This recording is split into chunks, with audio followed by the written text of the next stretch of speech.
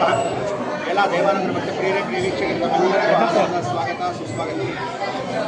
ಇವತ್ತು ದಿವಸ ಹಾಸನಾಂಬೆ ವಿಶೇಷವಾಗಿರ್ತಕ್ಕಂಥ ಕೊನೆಯ ಹಂತ ಅಂದರೆ ಮುಂದಿನ ದಿನಗಳ ಪ್ರಳಯ ಕಾಲಕ್ಕೆ ವಿಶೇಷವಾಗಿರ್ತಕ್ಕಂಥ ಸೂಚನೆಯನ್ನು ಅಮ್ಮನವರು ಏನು ಬಿಡುಗಡೆ ಆಗ್ತಕ್ಕಂಥ ವಿಚಾರಗಳಿದೆ. ಉತ್ತರ ಭಾರತ ಭಾಗ, ಉತ್ತರ ಕರ್ನಾಟಕದ ಭಾಗ, ಕರ್ನಾಟಕ 3 ಭಾಗ ಆಗ್ತಕ್ಕಂಥ ಅವಕಾಶ, ಭಾರತ ದೇಶ 2 ಭಾಗ ಆಗ್ತಕ್ಕಂಥ ಅವಕಾಶ ಎಲ್ಲ ನಡೆಯುತ್ತೆ.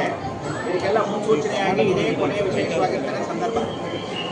ಹಾಸನಾಂಬೆಯ ಕೃಪಾಶೀರ್ವಾದ ಈ ಸಲ ಏನು ಅಂದರೆ ಆಮೆ ಜರುಗ್ತಾ ಹೋಗ್ತಾ ಇರತಕ್ಕಂಥದ್ದು. ಸೊಸೆ ಅತ್ತೆ ಕಥೆ ಸಾಕಷ್ಟು ಜನಕ್ಕೆ ಗೊತ್ತಿರತಕ್ಕಂಥದ್ದು ಹಾಸನ ಭಾಗದ ಈ ವಿಚಾರ. ಸಪ್ತಮಾತೃಕೆಯರು ಬ್ರಾಹ್ಮಿ, ಮಹೇಶ್ವರಿ, ಕೋಮರಿ, ವೈಷ್ಣವಿ, ವಾರಾಹಿ, ಚಾಮುಂಡ ಇಂಥ ಒಂದು ಅವಕಾಶವನ್ನು ಪ್ರತಿ ಬುಧವಾರ ಮತ್ತು ಶುಕ್ರವಾರ ಕೆಂಚಮ್ಮನ ಹೊಸಕೋಟೆಯಲ್ಲಿ ಬ್ರಾಹ್ಮಿ ದುರ್ಗಾ ಪರಮೇಶ್ವರಿ ಆಗಿರ್ತಕ್ಕಂಥ ಬ್ರಾಹ್ಮಿ ಅಲ್ಲಿ ಕೂತಿದ್ದಾಳೆ. ಅಕ್ಕ ತಂಗಿರಾಗಿರ್ತಕ್ಕಂಥ 3 ಜನರಲ್ಲಿ ಇಲ್ಲಿರ್ತಕ್ಕಂಥ ವಿರಾಜಮಾನವಾಗಿರ್ತಕ್ಕಂಥ ಹಾಸನಾಂಬೆ ವರ್ಷ ತೆಗಿತಾ ಇರ್ತಾರೆ, ವರ್ಷ ಮುಗಿಸ್ತಾ ಇರ್ತಾರೆ.